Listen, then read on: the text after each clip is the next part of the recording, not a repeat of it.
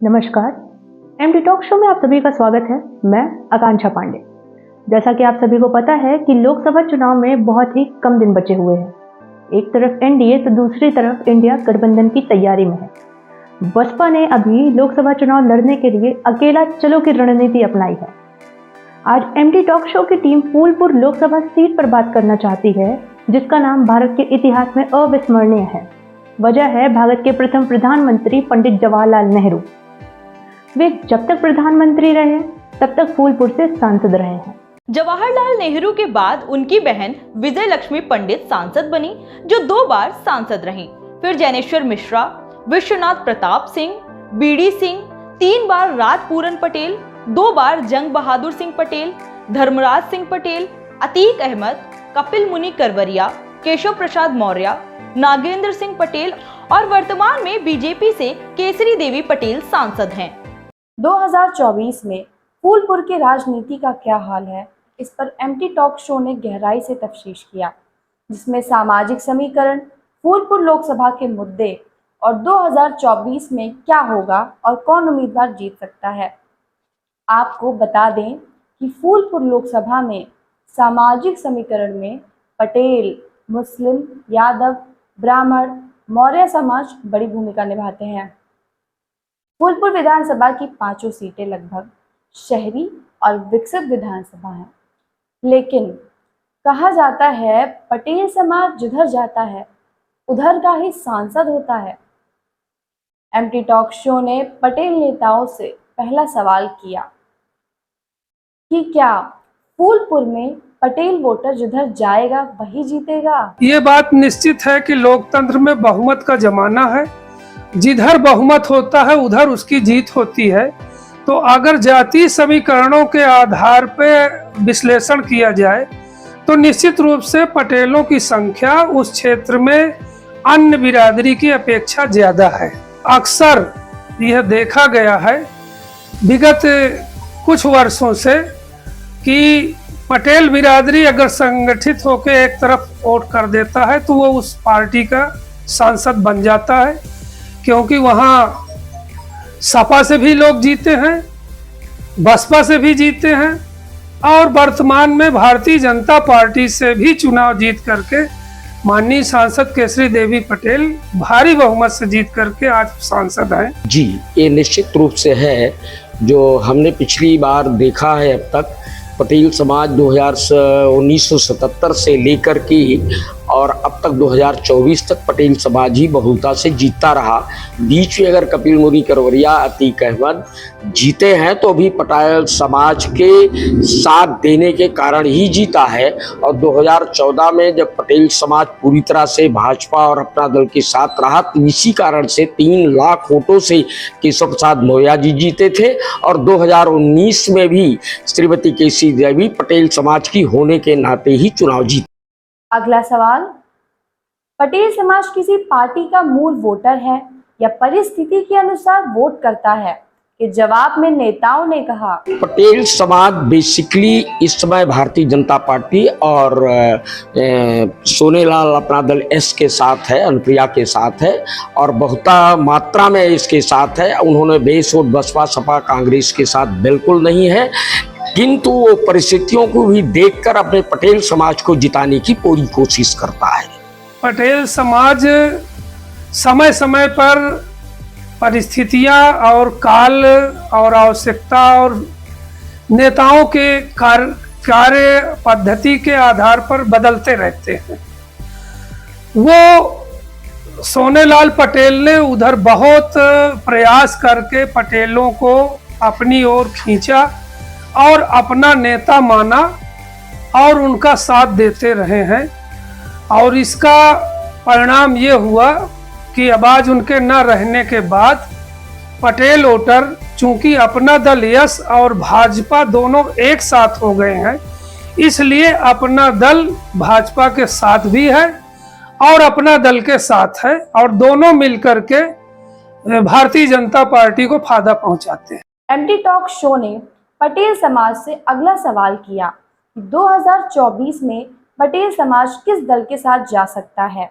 India गठबंधन या BJP गठबंधन। पटेल जो है वो निश्चित रूप से एक संगठित समुदाय है और अपने कदवार नेता का हमेशा समर्थन करता रहा है और वो पटेल समाज अपने बड़े नेता और अच्छे कदवार नेता जो राष्ट्रीय स्तर का नेता है, अगर वो चुनाव लड़ता है तो उसके साथ ही जाएंगे। नीतीश कुमार के फूलपुर लोकसभा से चुनाव लड़ने की खबर पर पटेल नेताओं की प्रतिक्रिया रही कि बड़े नेता हैं, कुछ प्रभाव तो डाल सकते। तो आपने देखा कि फूलपुर लोकसभा चुनाव में फूलपुर लोकसभा क्षेत्र से पहला समाज निर्णायक भूमिका में है।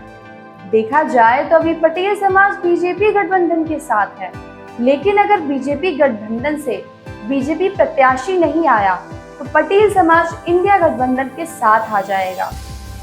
ये भी हैरान कर देने वाली बात होगी। ऐसा नहीं है कि पटेल समाज जिधर जाता है उसकी जीत होती है। फूलपुर लोकसभा क्षेत्र से समाजवादी विचारधारा के सांसद ज्यादा बने हैं और अल्पसंख्यक समाज की भूमिका भी बड़ी होती है।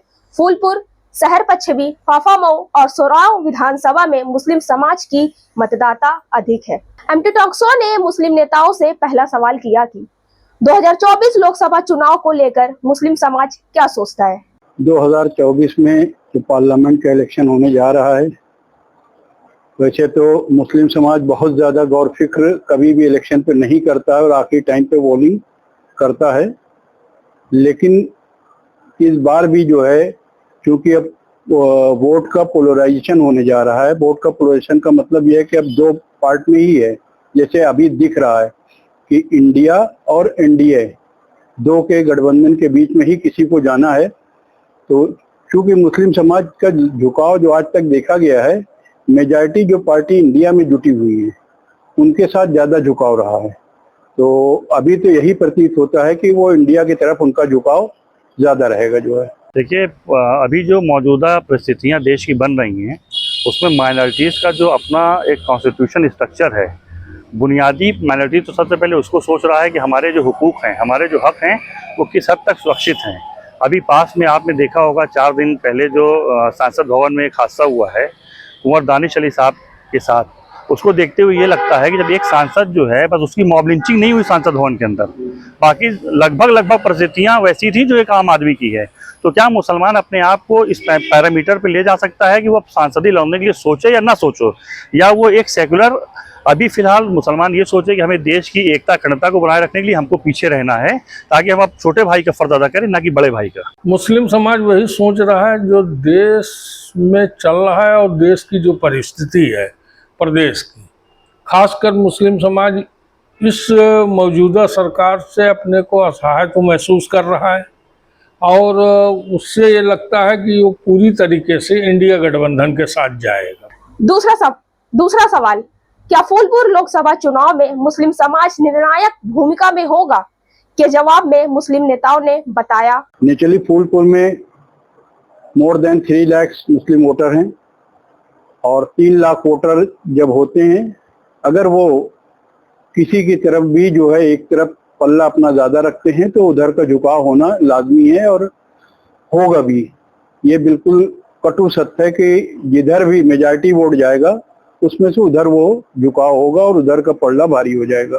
देखिए, मुस्लिम जो मत है वो बहुत हद तक जो है देश के लिए हमेशा हर चुनाव में बहुत निर्णायक रहा है, क्योंकि वो जब वोट कास्ट करता है वो परसेंटेज ऑफ वोट कास्टिंग जो है उसकी अमूमन दूसरे कास्टों के बनिस्बत ज़्यादा होती है, क्योंकि वो अपने राइट्स को सिक्योर करने के लिए करता है। वो अपने शिक्षा के लिए, अपने स्वास्थ्य के लिए, अपने धार्मिक चीज़ों को लेकर के वो बहुत जो है मतलब जागरूक रहता है।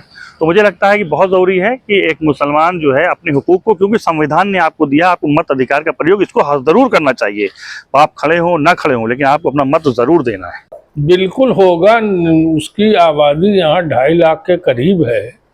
पूरे कॉन्स्टिट्यूंसी में 2.5 लाख के शहर पश्चिमी सिर्फ उत्तरी में कम है, बाकी सब में 50,000, 60,000, 65,000 जहाँ जैसी उसकी आबादी है वो है और वो निर्णायक भूमिका निभाएगा, लेकिन वो अगेंस्ट गवर्नमेंट वोट करने जा रहा है इस वक्त। एक अन्य सवाल, मुस्लिम समाज 2024 लोकसभा चुनाव में किस गठबंधन की तरफ जाएगा?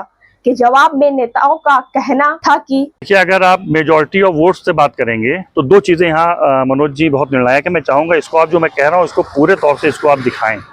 पहली बात ये होती है कि देश की जो सबसे बड़ी लोकसभा की जो पार्टी है, जिसमें भारतीय जनता पार्टी है, उसने एक भी मुसलमान को टिकट न दे करके फुल मेजॉरिटी में आके ये साबित कर दिया कि हमको मुसलमानों की ज़रूरत नहीं है। दूसरी, मुसलमान अगर कोई ऐसा चेहरा आता है जो बहुत जो है एग्रेसिव है या बहुत जो है एग्रेसिव भाषा के साथ वो अप्रोच करता है, तो उसके बोलने से आसपास की जो सीटों का जो है ध्रुवीकरण होता है, वो कहीं ना कहीं मुसलमानों के नुकसान होने की वजह से या दूसरे लोगों को नुकसान होने की वजह से पार्टी अनहित में ना हो। तो मुझे लगता है कि मुसलमानों को अभी बैकफुट पे ही रहना चाहिए, इस बार सब लोग अपना खेल लें। मेजॉरिटी तो अभी हालात देख करके यही लगते हैं कि इंडिया की तरफ जाएगा, लेकिन इस इलेक्शन में, या अब ये कहिए कि पहले तो सिर्फ इंडिया में जो लोग इन्वॉल्व हैं, जो लोग जुड़े हुए हैं, सापा वाले हैं, कांग्रेस वाले हैं और भी दूसरे सारे गठबंधन हैं, इनके साथ ज़्यादा रहने की संभावना है। लेकिन MIM, बहुजन समाज, बीजेपी, ये पार्टियां अलग हैं, तो वोट वन साइडेड ना होकर के वोट बटेगा और वोट तीनों में ही जाएगा, इंडिया में भी जाएगा, NDA में भी जाएगा, और इनके बीच में अगर कोई बासापा और MIM के बीच में भी कोई गठबंधन होता है तो उधर भी जाएगा। एक तरफ वोट वन साइडेड होकर के नहीं जाएगा, ये तो बिल्कुल डिसाइडेड है। मैक्सिमम वो उसका रुझान 90% तो इंडिया गठबंधन पे है और इंडिया गठबंधन को ही वो सपोर्ट करेगा। उसमें अब ये है कि सपा के साथ कांग्रेस आ जाने से वोटों का बिखराव बिल्कुल ही नहीं होगा। जो संभावना थी वो नहीं होने जा रही है। हाँ, अब बसपा की जहाँ तक बात है, बसपा चूंकि अगर अकेले चुनाव लड़ेगी तो आप ये देखिएगा कि 14 में उसने 00 पाया था, इस बार भी 00 पाएगी। लेकिन अगर वो गठबंधन में आएगी तो उसकी भी भूमिका होगी और अच्छी वोट पाएगी। आखिरी सवाल कि क्या इधर कुछ सालों की राजनीति में मुस्लिम समाज अपने आप को राजनीतिक रूप से कमजोर पा रहा है? के जवाब में नेताओं ने कहा, राजनीतिक रूप में कमजोर इसलिए पा रहा है, थोड़ा सा निचली थोड़ा सा कमजोरी आई है।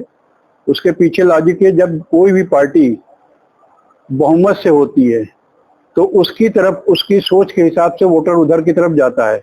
इस टाइम पे चूंकि बीजेपी जो है यूपी में बहुत मजबूत है और आगे भी अभी मजबूत ही रहेगी, कमजोर नहीं होने जा रही, क्योंकि वो 24 आवर्स काम करते हैं लोगों का, 24 आवर्स उस पर स्ट्रगल करते हैं। मुस्लिम समाज हो या दूसरी पार्टियां हो, ये लोग सिर्फ और सिर्फ इलेक्शन के टाइम पे 6 महीने की राजनीति करते हैं। 6 महीने की राजनीति में वो सही ढंग से लोगों की नब्ज को पकड़ नहीं पाते हैं, सही ढंग से लोगों को सोल्यूशन दे नहीं पाते हैं। अभी तक सिर्फ निगेटिविटी के बीजेपी के खिलाफ वोट देना है, वो चीज अब खत्म हो चुकी है। अब वो जो है बीजेपी के भी अगर कैंडिडेट अच्छे होते हैं या उनको समझ में आता है कि हमारे हित में है, तो उधर की तरफ भी एक अच्छा खासा मुस्लिम वर्ग का वोट डाइवर्ट हो रहा है और डाइवर्ट होगा भी, क्योंकि उसको रोकने के लिए कोई भी अपोजिशन के लोगों ने काम नहीं किया। वो सिर्फ इस पे चाहते हैं कि बीजेपी के खिलाफ मुस्लिम समाज हमको वोट दे दे और हम उससे मजबूत हो जाएं। तो सिर्फ इसलिए वोट नहीं देना चाहिए कि निगेटिविटी है या बीजेपी के खिलाफ ही हमको जाना है। हमको वोटिंग करते वक्त सारे फैक्टर्स को ध्यान रख करके, अगर बीजेपी देश के लिए, हमारे लिए कुछ बेहतर कर सकती है, प्रदेश के लिए कर सकती है, तो उधर भी सोचने में कोई हर्ज नहीं होता है, क्योंकि वोट बहुत सोच समझ करके और वैसे देना चाहिए। सिर्फ एक बात को लेकर के या किसी के कहने पे कि बीजेपी हमारे एंटी है या बीजेपी मुस्लिम समाज की एंटी है इसलिए उसको वोट ना दो, तो हम अगर आप दूसरे ग्रुप में जाते भी हैं तो वहाँ कौन सा हमारे लिए ऐसा बेहतर काम किया जा रहा है, हमारी एजुकेशन के लिए, हमारे जॉब के लिए, हमारे और दूसरी चीजों के विकास के लिए। अगर इस चीज के कोई आज 50-70 सालों में कोई गिना करके दे दे यहाँ ये बेहतर काम किया था इसलिए इधर के अपोजिशन में ही जाना चाहिए, तो आदमी सोच सकता है। लेकिन मेरे हिसाब से ऐसा कोई बहुत बेहतर काम नहीं किया जिसको ये कह करके कि बीजेपी के सिर्फ खिलाफ जाना है। मैं उससे सहमत नहीं। मैं तो यही चाहता हूँ कि आप वोट देते वक्त सारे फैक्टर्स को ध्यान रख करके मुस्लिम समाज को वोट देना चाहिए जो जिसके हक में बेहतर हो। राजनीतिक रूप से कमजोर कह लीजिए या जो प्रक्रिया चल रही है प्रदेश और देश में किसी को, और आपने देखा कि अभी असंसदीय भाषा का उपयोग, अगर माननीय सांसद चुना हुआ अमरोहा के कुंवर दानिश अली हैं, जिनके दादा जो है राज्यपाल भी रहे हैं कुंवर महमूद अली, उनके पिताजी भी विधायक रहे हैं, सांसद रहे कुंवर महमूद अली, और वो अमरोहा से सांसद हैं, और जिन लफ्जों से उनको नवाजा गया, क्या यही भाषा अगर दानिश अली बोल देते तो आज समाज उनके बारे में क्या सोचता और क्या कहता कि ये मुसलमानों का क्या रवैया है। इस मामले में वो अपने को असहाय सा महसूस कर रहा है देश में, जैसे लगता है कि वो देश का 2 नंबर का नागरिक हो गया है। देखिए 2024 में मुस्लिम समाज डिपेंड करता है कि मोदी जी के पासमानदा के जो अपील है जोड़ने की, लेकिन जिस तरह से अभी 4 दिन पहले मैंने आपसे कहा जो इंसिडेंट हुआ है, उससे लगता है कि मुझे मोदी जी को अपनी पॉलिसी को रिकॉल करना पड़ेगा। इंद्रेश कुमार साहब जो मुस्लिम संयोजक मंच के हैं, उनको ये सोचना पड़ेगा कि अगर वो संसद में बैठे हुए आदमी की अगर आज उनको जो है सेफ नहीं कर पा रहे हैं, जो मैंने आपसे कहा है, तो आम पासमानदा समाज जो दबा कुचला है वो अपने लिए कैसे आगे बढ़ पाएगा।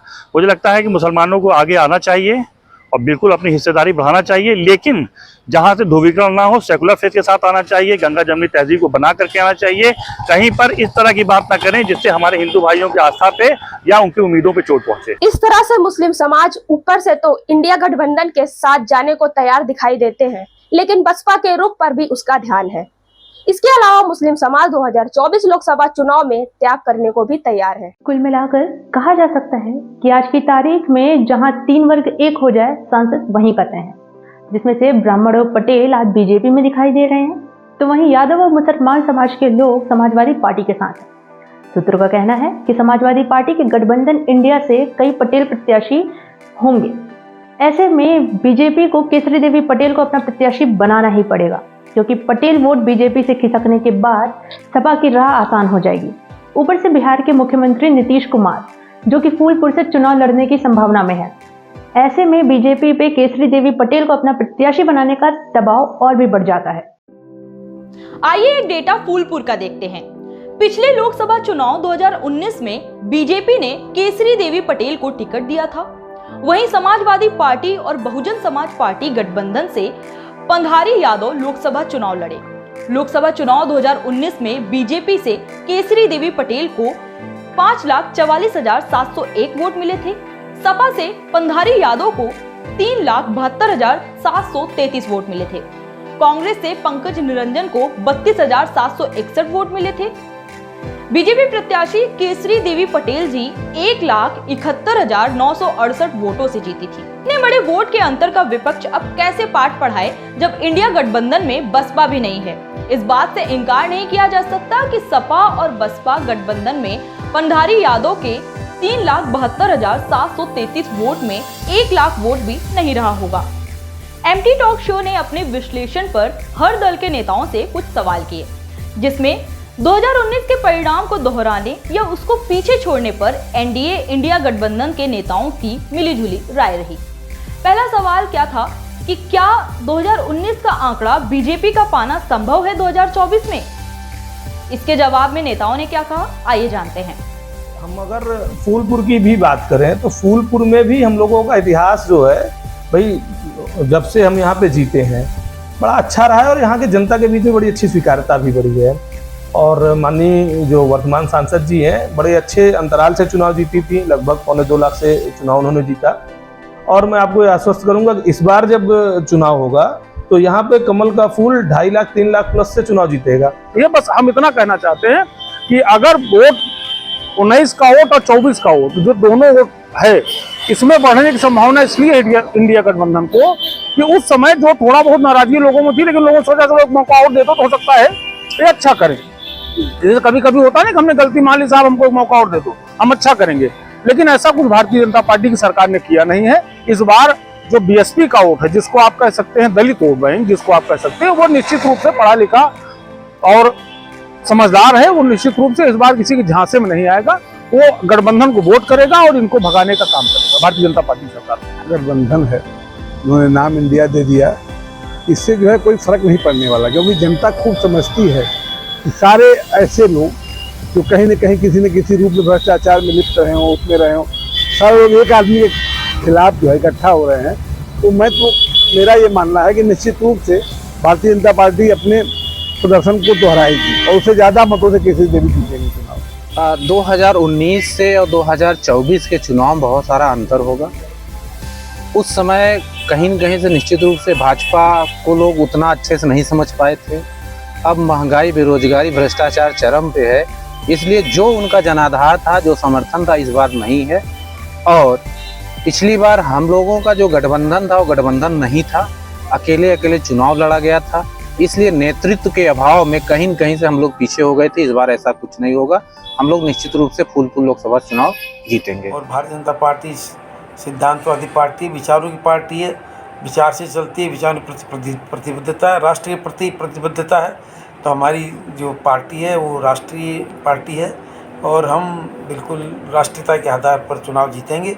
माननीय मोदी जी हमारे नेता हैं और मोदी जी की जो विश्वसनीयता है, जो उनकी जो अभी विश्व में छवि बनी है, जो विश्व गुरु की छवि बनी है, उसमें मोदी जी का जो निखर के आया, जो मोदी जी, उसके अनुसार वो भारत की जनता पूर्ण रूप से मोदी जी की समर्थक है और मोदी जी के कारण से भाजपा की जीत सुनिश्चित है, इसमें कोई संदेह नहीं है। नेताओं की ये धरती है, सोशलिस्ट लोगों ने यहाँ हरदम भागवाइयों और सांप्रदायिकता के खिलाफ मुहिम छेड़ी और आंदोलन किया है और हरदम सोशलिस्टों ने यहाँ पर कब्जा जमाया है। इंडिया गठबंधन तो ऐसे ही है, घमंडिया गठबंधन कुछ नहीं करेगी और 2019 से ज़्यादा हम लोग सीट निकालेंगे, पूर्ण बहुमत से भी ज़्यादा हम लोग सीट लेकर 2019 से ज़्यादा हम लोग आंकड़ा लेकर आएंगे। दूसरा सवाल एमटी टॉक शो का था, अगर नीतीश कुमार आए तो इससे परिणाम पर असर होगा या नहीं होगा? इसका जवाब आप ही सुनिए। देखिए, नीतीश कुमार जी के आने से हो सकता है कोई वोट बैंक उनका हो, कोई जातीय वोट बैंक के आधार पर आ रहे होंगे, परंतु जो संपूर्णता से देखते हैं आप तो फूलपुर की जो लोकसभा सीट है, इसमें शहरी क्षेत्र भी आता है और देहाती क्षेत्र भी आता है और सभी तरह की जातियाँ इसमें अगर ये सभी निवास करते हैं। इसमें पहले भी हम लोग जीते हैं, अब भी जीतेंगे, इसमें कोई संदेह नहीं। वर्तमान में हमारी सांसद श्रीमती केसरी देवी पटेल है, उन्होंने बहुत काम किया है फूलपुर के लिए, तो इसमें कोई हमारी नीतीश जी के आने से भारतीय जनता पार्टी के लिए कोई मुश्किल नहीं, कोई चिंता की बात नहीं। मुझे नहीं लगता है कि नीतीश कुमार जी को यह सफलता मिलेगी, उनको अपने क्षेत्र से लड़ना चाहिए। यह आने से उनका कोई लाभ नहीं होगा, नहीं कोई इंडिया गठबंधन को लाभ होने वाला है, इसलिए वो लोग अपना निश्चिंत रहें। यहाँ पर भारतीय जनता पार्टी की जीत एक पूर्ण रूप से सुनिश्चित है। नीतीश कुमार जी अगर इंडिया तय करेगा, गठबंधन में जितने लोग हैं वो अगर तय करेंगे, वो आएंगे तो स्वागत है, आएंगे तो जीतेंगे, आएंगे तो उनके आने से माहौल भी और अच्छा होगा, ऐसा नहीं है। बड़े नेता हैं और अब ये इंडिया गठबंधन के जो हमारी समाजवादी पार्टी और जितनी भी पार्टियां उसमें जो जिम्मेदार पार्टियां हैं, क्षेत्रीय पार्टियां, राष्ट्रीय पार्टियां, जितनी भी पार्टियां उसमें है, वो तय करेंगी। अगर हमारे यहाँ से वो चुनाव लड़ते हैं तो निश्चित रूप से भारी बहुमत से हम लोग जीतेंगे। उनके लड़ने से मेरा जहाँ तक राजनीतिक अनुभव है, हमको लगता है कि अगल बगल की सीटों पर भी प्रभाव रहेगा। कोई असर नहीं पड़ेगा भाई साहब, क्योंकि शहर उत्तरी, शहर पश्चिमी, फाफा, मऊ, फूलपुर, ये सारी विधानसभा है, इसमें कहाँ पे कौन सा असर डाल पाएंगे नीतीश कुमार जी, आप बताइए। शहर उत्तरी में आप वैसे ही जानते हो कि भाजपा प्रचंड बहुमत से यहाँ जीतती है चुनाव, शहर पश्चिमी में यही हालत बनी हुई है, तो किस रूप में जो है प्रभाव डालेंगे नीतीश कुमार जी? हमें तो नहीं लगता, वो सिर्फ बिरादरी के वोटों पर आ रहे, जो कि बिरादरी हमारे साथ पहले से ही लगी हुई है, बाकी उनको यहाँ कुछ नहीं लगेगा। यहाँ नीतीश कुमार जी यह निर्णय लेने का काम शीर्ष नेतृत्व का है, एनडीए गठबंधन का है। हाँ, नीतीश कुमार जी के आने से निश्चित रूप से पूरे पूर्वांचल सहित यूपी क्या पूरे देश में एक माहौल बनेगा, क्योंकि एक स्वच्छ ईमानदार छवि के नेता हैं और यह बहुत ऐतिहासिक धरती रही फूलपुर लोकसभा। यहाँ से लड़ेंगे तो बहुत ऐतिहासिक मतों से जीतेंगे ही, साथ साथ आसपास की बहुत सारी सीटों पे भी इसका सकारात्मक असर पड़ेगा। नीतीश कुमार जी को बड़ा हवा लोगों ने बना रखा है। मैं आपको दो चीजें क्लियर करूं। फूलपुर लोकसभा सबसे बड़ी चीज ये है कि ये कहने के लिए तो 50% रूरल 50% अर्बन है, बट इसको अगर देखा जाए तो इसका जो भौगोलिक व्यवस्था है वो 90% आपका अर्बन ही है, 10% मतलब यहाँ पे जो लोग, जैसे हम जहाँ बैठे हैं, ये क्षेत्र भी फूलपुर लोकसभा का ग्रामीण क्षेत्र माना जाता है, लेकिन यहाँ रहने वाले लोग वो ग्रामीण परिवेश के नहीं हैं। यहाँ के लोग एकदम से अर्बन विचारधारा के, अर्बन तरीके से काम करने वाले लोग हैं, उन सबकी भी मतलब शहरी व्यवस्था में सब लोग रहते हैं। तो यहाँ पे अब वैसे भी भारतीय जनता पार्टी को शहरों की पार्टी कही जाती थी पहले, लेकिन आज का समय ये है कि ये भारतीय जनता पार्टी गांव के एक एक व्यक्ति के नसों में समाहित है। आज गांव का किसान भारतीय जनता पार्टी को अपने घर की पार्टी मानता है और सोचिए, जब जिस पार्टी को शहर की भी पार्टी माना जाता है और गांव की भी पार्टी माना जाता है, उसके खिलाफ में कोई बिहार से आकर के चुनाव लड़ेगा बिना जमीन तैयार किए, बिना लोगों के बीच में गए, केवल हेलीकॉप्टर से लैंडिंग करके, तो मुझे नहीं लग रहा है कि उसकी कोई स्वीकार्यता यहाँ होने वाली है। ये हमारा राष्ट्रीय नेतृत्व फैसला करेगा। सीटों के संदर्भ में हम समाजवादी पार्टी जिला संगठन के लोग सेक्टर और बूथ पर जाकर के अपने नेता की नीतियों और सिद्धांतों को जन जन तक पहुंचाने का काम कर रहे हैं। बूथ कमेटियों का गठन हो रहा है। हम बूथों पर जाकर के बूथों को मजबूत करने का काम कर रहे हैं। ये हमारा नेतृत्व फैसला करेगा। हमारा जो गठबंधन जो बना है, इंडिया गठबंधन, हमारे राष्ट्रीय नेतृत्व आदरणीय अखिलेश यादव जी का जो फैसला होगा, हम समाजवादी पार्टी के लोग उसको स्वीकार करने का काम करेंगे। बिल्कुल असर नहीं होगा, क्योंकि बाहरी लोगों को कोई नहीं पूछता है, वो बाहरी हैं, केवल वो ऐसे ही हैं, कह रहे हैं, उनका कोई यहाँ पे वो नहीं है। हमारे यहाँ के जो हमारी जनता है वो हमारे भाजपा सरकार के प्रति प्रतिबद्ध है, इसलिए वो भाजपा को ही जिता कर भेजेगी। आने वाले समय में हम लोग भाजपा को यहाँ से 5 लाख में 14 में जीते थे और 2 लाख से ज़्यादा वोट से हम लोग 19 में जीते हैं, और उससे ज़्यादा हम लोग 2024 में जीतने का काम करेंगे। बीजेपी नेताओं से बात करने पर कि क्या आप केसरी देवी पटेल को ही सांसद के रूप में देखना चाहते हैं कि कोई और विकल्प है, इसका उत्तर नेताओं ने क्या दिया, आइए जानते हैं। जी, ये भाजपा है, यहाँ का शीर्ष नेतृत्व किसको भेजता है? हमारे यहाँ केवल कमल का फूल देखा जाता है। शीर्ष नेतृत्व जिसको भेज कर देगा, हम लोग सभी कार्यकर्ता मिलकर उसके लिए काम करेंगे और जिता कर माननीय प्रधानमंत्री जी के यहाँ भेजने का काम करेंगे, उनके हाथों को मजबूत करेंगे। ये देखिए, भारतीय जनता पार्टी को आप जानते हैं, भारतीय जनता पार्टी अपने आप में एक अद्वितीय पार्टी है। वो किसी परिवार के प्रति नहीं देखती, किसी के प्रति मोह नहीं है। वो देखती है कि पार्टी के हमारे सांसद ने बढ़िया काम किया है, निश्चित रूप से मौका देगी। पार्टी के नेताओं को, नेतृत्व को लगता है कि भाई हमको सदस्य प्रत्याशी बदलना है, तो पार्टी बदल भी सकती है। अभी आप मध्य प्रदेश में कि हमारे बड़े बड़े नेताओं को विधानसभा में उतार दी। हमारे यहाँ कोई ऐसा मानदंड नहीं है कि विधानसभा ही लड़ेंगे या सांसद ही लड़ेंगे, ऐसा कोई मानदंड नहीं है। तो पार्टी का नेतृत्व समझता है कि उचित जो समझता है वो करता है। तो इसमें कोई ऐसी बात नहीं कि केसरी देवी जी को पटेल को टिकट मिलेगी या नहीं मिलेगी, ये नेतृत्व तय करता है। उनका कार्य बहुत अच्छा है, पार्टी उनके बारे में विचार करेगी और फिर जो उचित निर्णय होगा वो लेगी, इसमें कोई चिंता की बात। केसरी देवी पटेल जी एक अच्छी सांसद हैं और सारे लोगों को संतुष्ट रखती हैं, और इसका आप वो देख सकते हैं जाकर के, उनके यहाँ कम से कम 200 लोगों का जनता दरबार उनके यहाँ लगता है प्रतिदिन की। ये बात है भाई, जनता को क्या चाहिए? एक ऐसा नेता उसके पास हो जो कि उसकी बात को सुने, समझे और उस पर अमल करे और काम उनका हो जाए। तो ये केसरी देवी जी इसमें जो है सरल स्वभाव की हैं, हर व्यक्ति के पहुंच में हैं। बंगला उनका भले बड़ा है लेकिन दिल उससे ज़्यादा बहुत बड़ा है। हर आदमी की एंट्री, हर आदमी वहाँ जा सकता है, हर आदमी का। तो एक सांसद से और क्या चाहिए भाई जनता को? तो इसलिए निश्चित रूप से केसरी देवी सबसे अच्छी विकल्प है और उनको जो है पार्टी को लड़ाना चाहिए। भारतीय जनता पार्टी पर विकल्प की कोई समस्या नहीं है। आज के समय में इतना बड़ा परिवार है, हमारे इस परिवार में अनगिनत लोग काम करते हैं। आप सड़कों पे निकलते हैं तो किसी न किसी बड़े नेता की वाल राइटिंग मिल जाएगी। एक हमारे अपने डॉक्टर विक्रम सिंह पटेल जी हैं, अनगिनत वाल राइटिंग्स हैं उनकी जो है। और ऐसा भी नहीं है कि कोई नया चेहरा है भाई। 2009 में उनके पिताजी चुनाव लड़के गए, उसके बाद फिर वो लगातार काम कर रहे हैं, लगातार दावेदारी करते हैं। टिकट नहीं मिलता लेकिन पार्टी तो छोड़ के नहीं गए।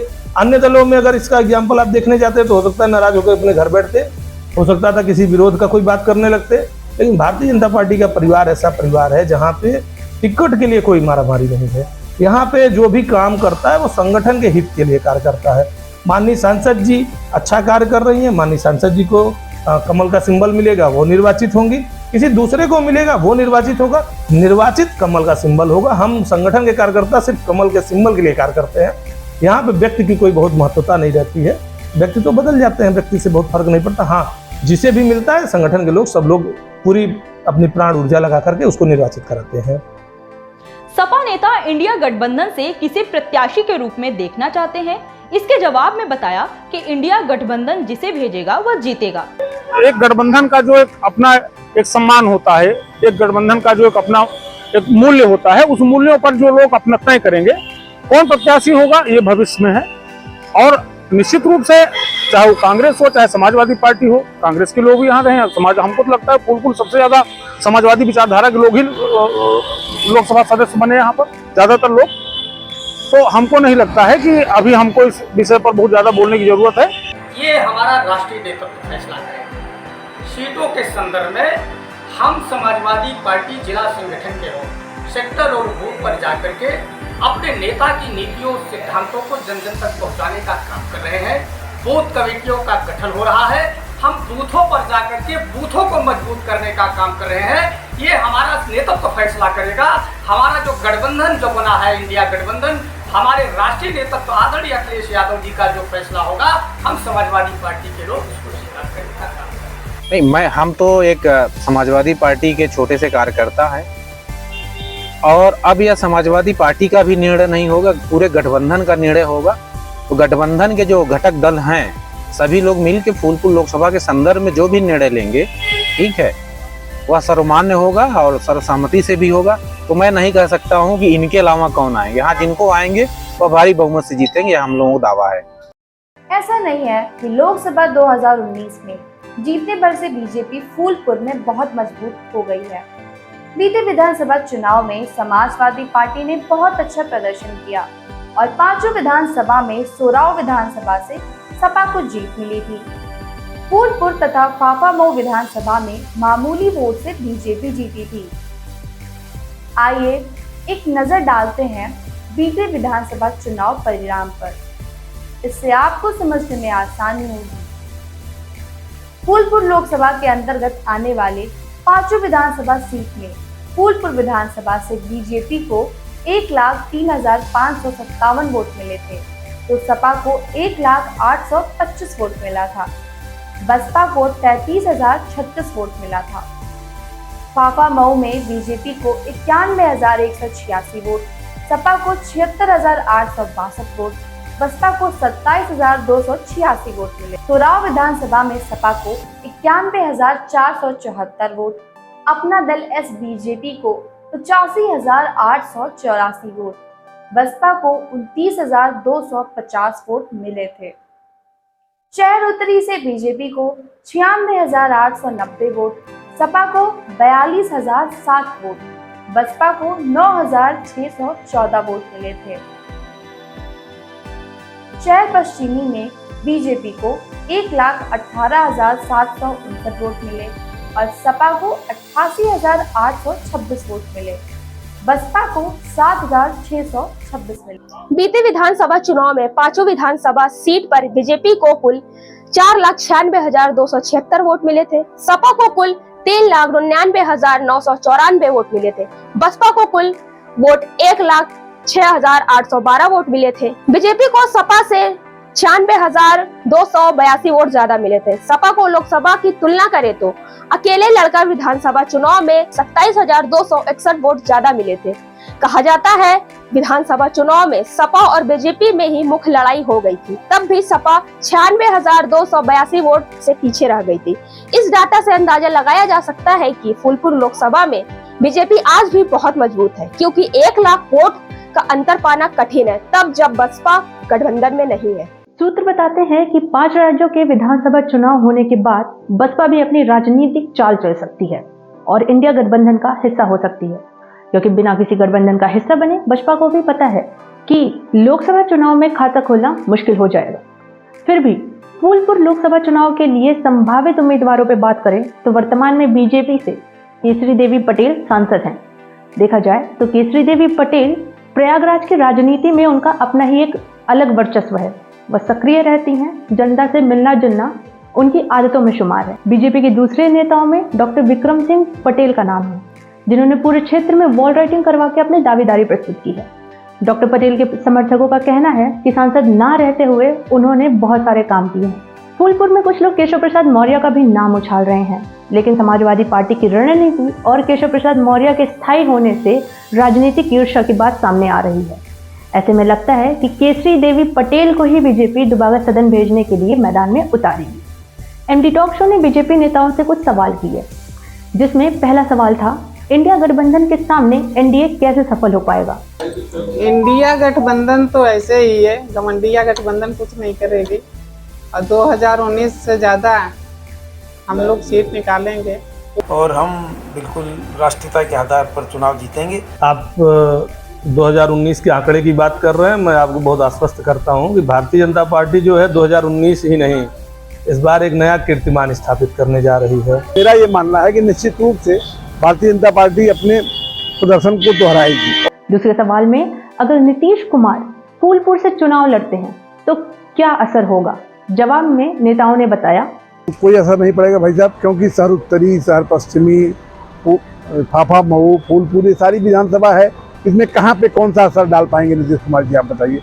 देखिए, नीतीश कुमार जी के आने से हो सकता है कोई वोट बैंक उनका हो, कोई जातीय वोट बैंक के आधार पर आ रहे होंगे, परंतु जो संपूर्णता से देखते हैं आप तो फूलपुर की जो लोकसभा सीट है इसमें शहरी क्षेत्र भी आता है। बिल्कुल असर नहीं होगा, क्योंकि बाहरी लोगों को कोई नहीं पूछता है, वो बाहरी हैं। नीतीश कुमार जी को बड़ा हवा लोगों ने बना रखा है। और सोचिए, जब जिस पार्टी को शहर की भी पार्टी माना जाता है और गांव की भी पार्टी माना जाता है, उसके खिलाफ में कोई बिहार से आकर के चुनाव लड़ेगा बिना जमीन तैयार किए, बिना लोगों के बीच में गए, केवल हेलीकॉप्टर से लैंडिंग करके, तो मुझे नहीं लग रहा है कि उसकी कोई स्वीकार्यता यहाँ होने वाली है। इंडिया गठबंधन से कई दावेदारों का नाम सामने आया है, जिसमें सबसे बड़ा नाम बिहार के मुख्यमंत्री नीतीश कुमार का है। हालांकि नीतीश कुमार के नाम का कोई आधिकारिक ऐलान नहीं हुआ है, लेकिन राजनीतिक गलियारे में नीतीश कुमार के फूलपुर लोकसभा से चुनाव इसलिए लड़ने की चर्चा है ताकि प्रतापगढ़, मिर्जापुर, सुल्तानपुर, फतेहपुर, बांदा, ललितपुर, अयोध्या, लखीमपुर, बस्ती, अंबेडकर नगर आदि लोकसभा सीट पर प्रभाव पड़ सके। नीतीश कुमार के प्रत्याशी होने की संभावना पर एमटी टॉक शो ने नेताओं की राय ली, जिसमें पहले सवाल में नीतीश कुमार के फूलपुर से आने से क्या बदलेगा के जवाब में नेताओं ने कहा, पहली बात तो जनता हरदम ये सोचती है कि हम जिस प्रतिनिधि को चुने वो अगर हमको अगली पंक्ति का नेता मिल जाए तो क्या बुरा है, और अगर परिस्थितियां ऐसी बनती हैं तो आदमी जाति धर्म पंथ से हट के भी वोट करता है। तो जिस व्यक्ति ने, जिसको कहते थे कि बिहार को भगवान भी नहीं बदल सकते, जिस व्यक्ति ने उस बिहार को बदल दिया, तो वो एक लोकसभा को बदलने में मुझे तो नहीं लगता समय नहीं लगेगा। और ये अगर गौरवशाली लोकसभा है तो ये आप जानिए कि ये ऐतिहासिक लोकसभा है, तो ये विकसित लोकसभा हो जाएगी। एमटी टॉक शो ने आगे बढ़ते हुए दूसरा सवाल भी किया, क्या समाजवादी पार्टी और अन्य इंडिया में शामिल गठबंधन का तालमेल बना रहेगा? इस पर समर्थक विश्वास से भरपूर दिखे। जेडीयू को पसंद करने वाली जो एक बहुत बड़ी लॉबी है वो पूरे उत्तर प्रदेश में है।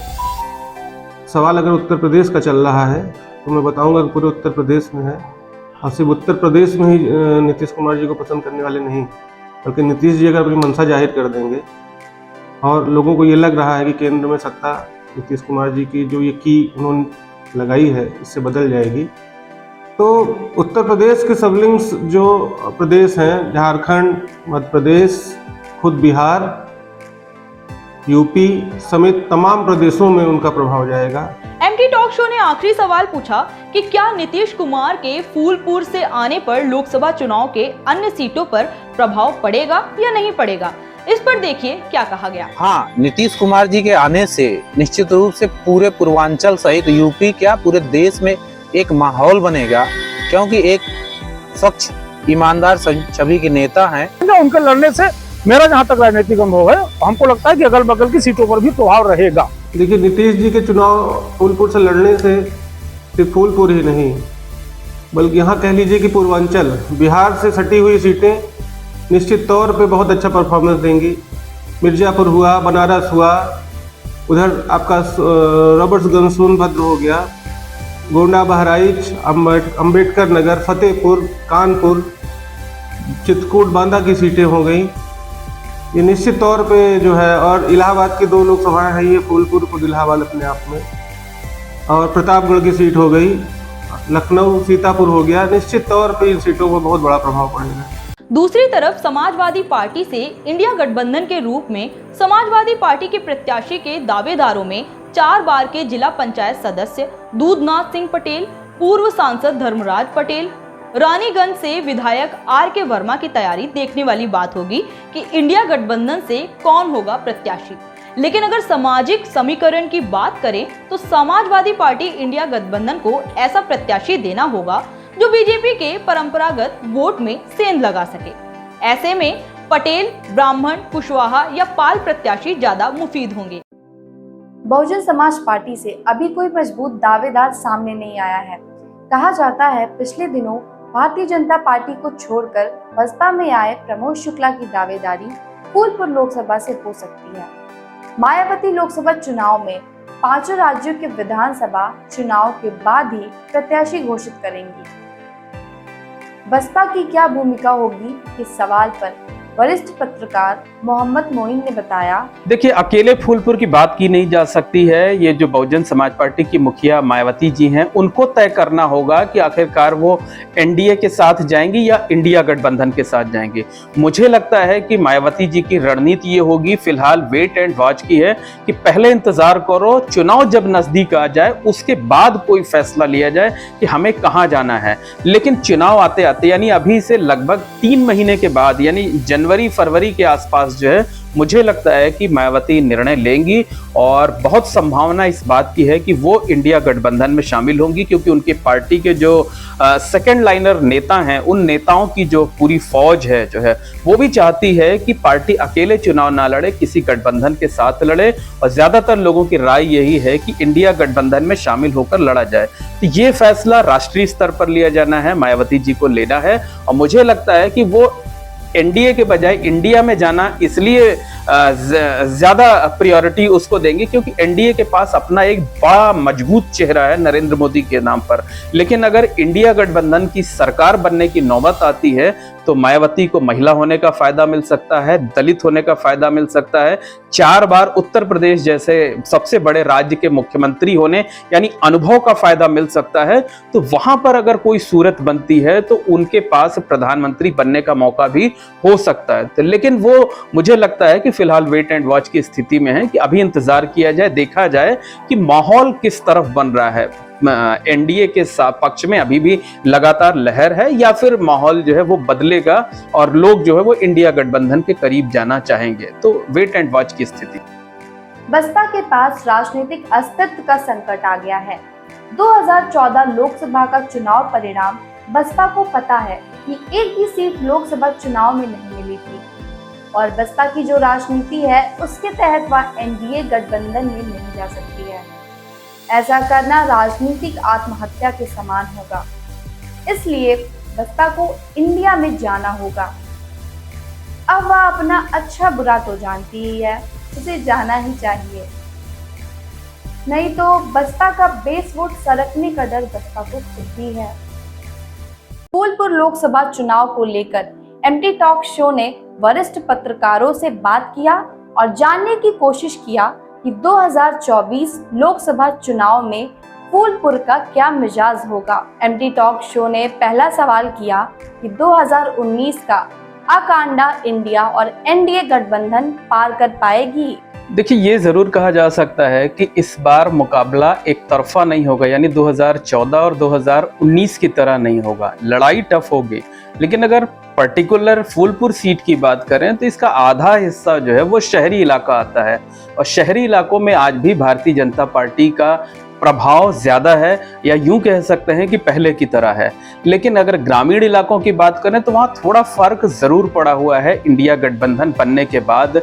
खासकर जो ओबीसी वोटर्स हैं उनके बीच जो है वो कहीं ना कहीं एक सुगबुगाहट है, एक बदलाव की चर्चा जरूर कर रहे हैं। लेकिन वो चुनाव आते आते बरकरार रहेगा या फिर से मोदी के चेहरे पर चुनाव आ जाएगा, क्योंकि हमने 2014 में देखा, 2019 में देखा कि बाकी सारे मुद्दे जो है वो पीछे हो गए और अकेले नरेंद्र मोदी का चेहरा जो है वो सब पर भारी हो गया।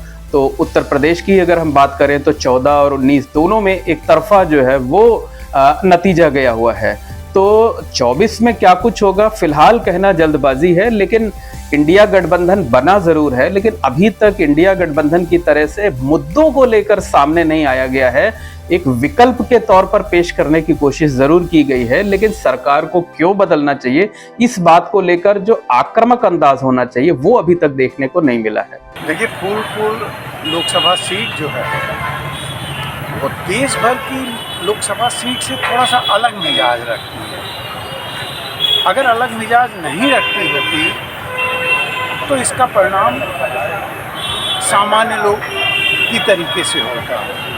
यहाँ से देश का प्रधानमंत्री चुना गया, इसके बाद जब विपक्ष यहाँ आया, विपक्ष गठबंधन 80 के दशक में आया, तो आपने देखा कि इसका मिजाज अलग है। इसके ट्रेंड को देखिए तो लोकसभा सीट जो है ये फूलपुर खास तौर से ये किसी गठबंधन की मोहताज नहीं है। यहाँ वोटिंग का ट्रेंड बिल्कुल अलहदा है और प्रत्याशी पर है। तो सपा और बसपा गठबंधन का जो आपने प्रश्न पूछा वो यहाँ गठबंधन बेईमानी हो जाता है। यहाँ प्रत्याशी कौन है इस पे महत्वपूर्ण वोटिंग होती है, और वही मुझे लगता है कि आगे 24 में भी यही दिखने वाला है। देखिए, अगर हम फूलपुर की बात करते हैं तो फूलपुर में भाजपा के ही सांसद इस मौजूदा हैं, और कहीं न कहीं फूलपुर ही नहीं, अगर आसपास की सीटों में भी देखिए तो कहीं न कहीं इनकी इनकम्बेंसी फैक्टर जरूर काम देगा। लेकिन अगर हम बदलाव की बात करते हैं तो कोई ऑप्शन विपक्ष के पास नहीं है, न कोई ऐसा भी प्रत्याशी ही वहां पर चुनाव प्रचार कर रहा हो या कोई फील्ड में दिख रहा हो कि कोई दूसरा विकल्प है।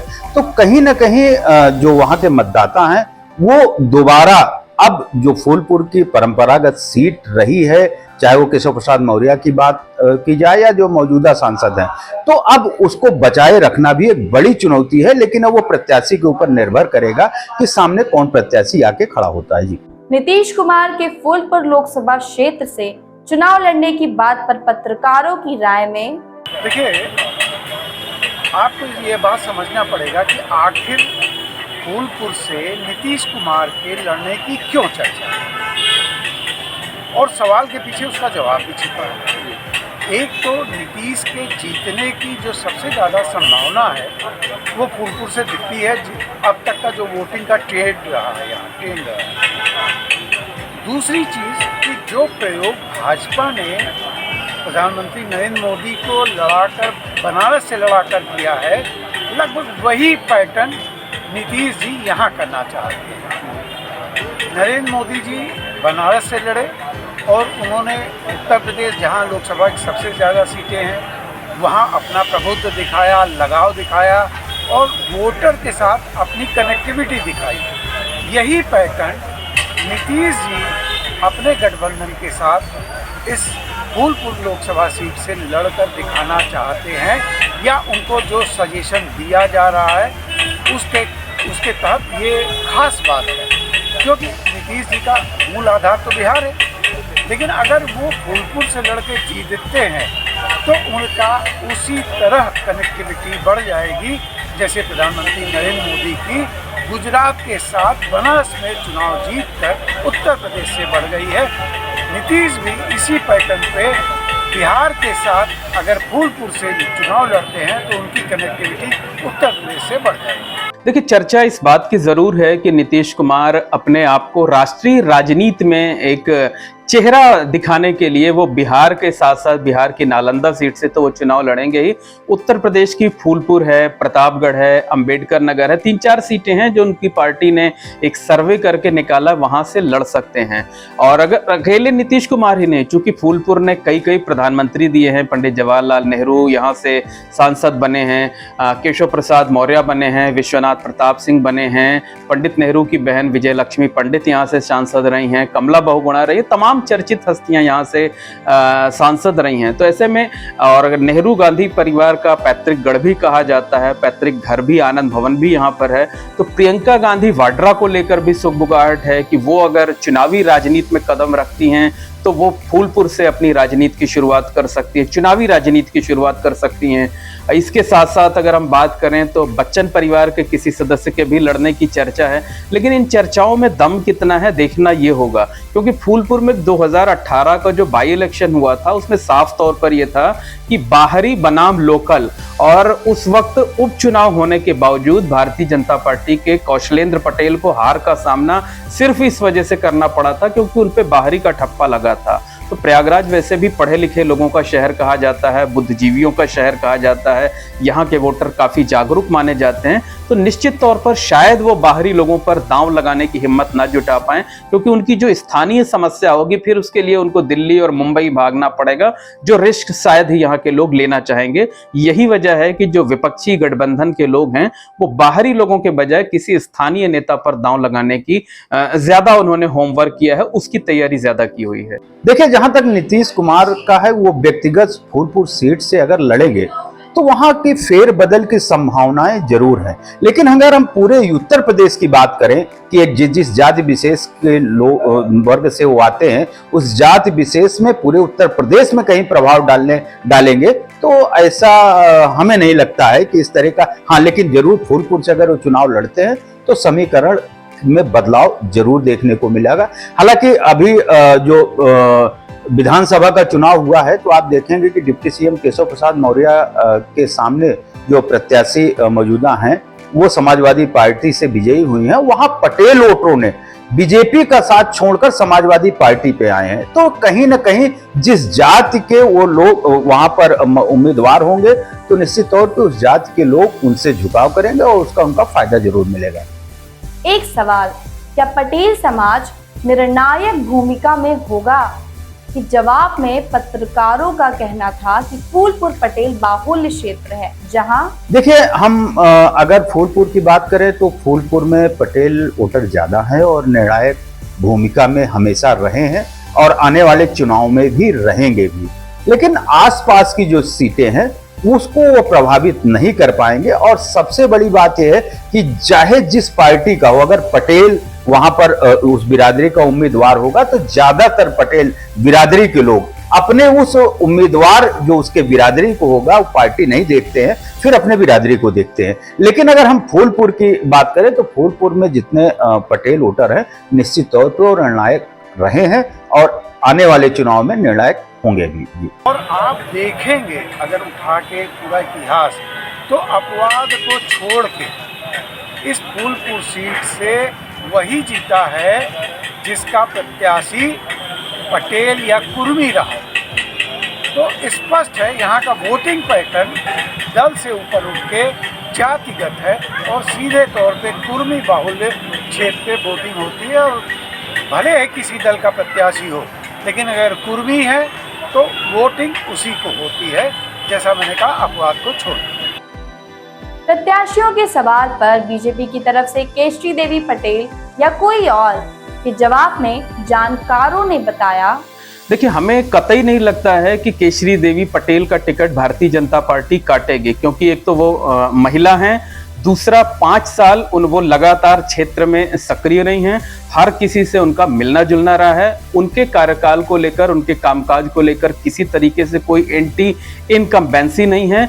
5 साल का उनका जो कार्यकाल है उसे संतोषजनक कहा जा सकता है, अच्छा कहा जा सकता है। और फूलपुर की अगर हम बात करें तो पिछले 5 सालों में विकास के कई बड़े काम हुए हैं, कई प्रोजेक्ट का शिलान्यास हुआ है, तमाम और काम चल रहे हैं। तो निश्चित तौर पर जो यहाँ की जनता है वो ये चाहेगी कि अच्छा, पटेल वोटर यहाँ पर निर्णायक भूमिका में होते हैं, तो पटेल वोटर जो है वो उनके बीच भी केशरी देवी पटेल का एक बड़ा प्रभाव है। तो मुझे कोई वजह नजर नहीं आती कि भारतीय जनता पार्टी केशरी देवी पटेल का टिकट बदलेगी, क्योंकि जो महिला शक्ति वंदन अधिनियम संसद में अभी पास कराया गया है दोनों सदनों से, तो उसमें भारतीय जनता पार्टी के सामने एक चुनौती होगी कि वो बिल भले 2029 से लागू हो, लेकिन इस चुनाव में यानी 2024 में वो बड़ी संख्या में, कम से कम 100 की संख्या में महिलाओं को टिकट दे। तो उसकी मौजूदा सांसद हैं। हाँ, एक चीज जरूर हो सकती है कि जिस तरीके से अभी हमने देखा कि मध्य प्रदेश में विधानसभा का चुनाव हो रहा है, 3 केंद्रीय मंत्री, 7 सांसदों को टिकट दिया गया है। छत्तीसगढ़ और राजस्थान में भी कई सांसदों को विधायक का चुनाव लड़ाए जाने की तैयारी चल रही है। तो हो सकता है कि उत्तर प्रदेश सरकार के जो तमाम बड़े नेता हैं, जो कि मतलब प्रदेश स्तर की राजनीति करते हैं, जिनमें एक नाम है उप मुख्यमंत्री केशव प्रसाद मौर्य का, जो यहाँ से सांसद रह भी चुके हैं। 2014 में उन्होंने पहली बार कमल फूलपुर सीट पर खिलाया था। तो हो सकता सकता है कि केंद्रीय नेतृत्व उन पर दांव लगाने की तैयारी करे, लगाने का दांव खेले जो है, तो उसी सूरत में केशरी देवी पटेल का टिकट कट सकता है। बाकी और कोई वजह मुझे समझ नहीं आती है। तो भाजपा एक संगठनात्मक पार्टी है। भाजपा का जमीनी स्तर पर संगठन खड़ा है और भाजपा इन संगठन के बल पे और संघ के समर्थन के बल पे, उनके अनुसांगिक संगठनों के सदस्यों के बल पे ये दावा करती रही कि भाई प्रत्याशी कोई भी हो, लेकिन आप वोट जो देते हैं वो भाजपा को देते हैं। तो इस तरीके से अगर आप देखें तो कोई भी आए कोई फर्क नहीं पड़ता, लेकिन केशरी देवी पटेल का जनाधार यहाँ से है, वो घर घर घुसी है। निश्चित तौर पे अगर कोई पहचान का चेहरा है तो उसका फ़ायदा तो केशरी जी को मिलना चाहिए। और इधर मैंने केशरी देवी जी के कार्यों के में बदलाव बहुत देखा कि वो आम आदमी से कनेक्ट हो रही हैं। वो पैरासूट नेताओं की तरीके नहीं है, काम कर रही हैं, छोटा काम हो बड़ा काम हो जो भी एफर्ट है वो कर रही है। तो मुझे लगता है कि भाजपा जिसको वोट देना चाहेगी उसी को देगी टिकट। लेकिन हाँ, केशरी देवी को अगर उतारती है तो निश्चित तौर पे एक दमदार नेता तो है ही।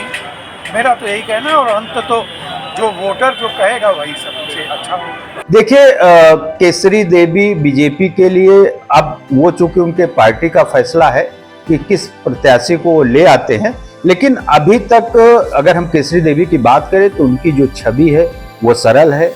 वो वहाँ के जो भी जनता के लोग उनके घर तक आते हैं उनसे बराबर संवाद स्थापित करती हैं। जो समस्याएं लेके आते हैं वो समस्याओं का भी निराकरण करने की पूरा भरसक कोशिश करते हैं केशरी देवी। लेकिन अब ये पार्टी को तय करना है कि केशरी देवी को ही चुनाव लड़ाएंगे या कोई नया वहां पर उम्मीदवार उतारेंगे। एक सवाल, इंडिया गठबंधन में नीतीश के अलावा किस चेहरे पर फोकस हो सकता है? के जवाब में पत्रकारों ने बताया, अब ये देखिए, ये एक रणनीतिक फैसला लेना होगा इंडिया गठबंधन के नेताओं को। सबसे बड़ी बात तो ये है कि अभी ये सीट किस पार्टी के खाते में जाती है, अभी सीटों का बंटवारा नहीं हुआ है। समाजवादी पार्टी के यहाँ पर कई बार सांसद रहे हैं, 2018 भी समाजवादी पार्टी उपचुनाव जीती हुई थी। हालांकि उससे पहले बहुत लंबे अरसे तक जो है वो 2004 में अतीक अहमद समाजवादी पार्टी के टिकट पर चुने गए थे। तो पिछले अगर हम 20 सालों की बात करें तो 20 साल में समाजवादी पार्टी एक चुनाव और एक उपचुनाव जीत चुकी है। कांग्रेस का ये गढ़ रहा है, इसलिए कांग्रेस को अगर 20, 22, 25 सीटें जो भी मिलती हैं तो उसमें फूलपुर की सीट भी हो सकती है। उस सीट पर भी कांग्रेस पार्टी मुझे लगता है कि निश्चित तौर पर दावेदारी करेगी, क्योंकि फूलपुर से लगी हुई प्रतापगढ़ की सीट है, अमेठी की सीट है, रायबरेली की सीट है। तो एक पूरा एक एरिया जो है वो पूरा कैप्चर करना चाहेगी कांग्रेस पार्टी। तो पहले ये तय हो कि किस पार्टी को ये सीट मिलनी है, उसके बाद जो है वो प्रत्याशी का चयन किया जा सकता है। वैसे इंडिया गठबंधन के पास भी चेहरों की कमी नहीं है, लेकिन ये देखना होगा कि कौन सा ऐसा चेहरा है जो जन स्वीकार्य है, यानी जनता के बीच जिसकी ज्यादा पैठ है। कौन जो मौजूदा सांसद हैं केशरी देवी पटेल, उनको टक्कर दे पाएगा, क्योंकि केशरी देवी पटेल की अगर हम बात करें तो वो ना सिर्फ महिला हैं बल्कि 5 सालों में उन्होंने अपनी लोकप्रियता बढ़ाई है। जनता के साथ उनका संवाद लगातार कायम रहा है। ऐसे में उस चीज को तोड़ पाना जो है ये विपक्षी इंडिया गठबंधन के लिए बड़ी चुनौती होगी। जैसा कि आपने देखा कि प्रयागराज के वरिष्ठ पत्रकारों ने बताया कि फूलपुर में कांटे की टक्कर होगी 2024 लोकसभा चुनाव में। इंडिया गठबंधन से बिहार के मुख्यमंत्री नीतीश कुमार के चुनाव लड़ने से कई सीटों पर प्रभाव पड़ेगा। साथ ही सीनियर पत्रकारों का कहना था कि वर्तमान सांसद केशरी देवी काफी मिलनसार और हेल्पिंग है, जनता में कोई नेगेटिव छवि नहीं है।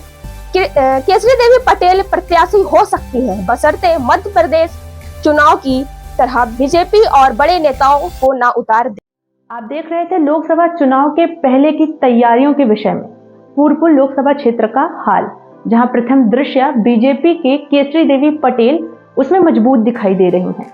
लेकिन इंडिया गठबंधन से अगर बिहार के मुख्यमंत्री नीतीश कुमार चुनाव लड़े तो काफी कड़ी टक्कर हो जाएगी। आगे की जानकारियों के लिए आप बने रहें हमारे MD टॉक शो में। तब तक के लिए नमस्कार।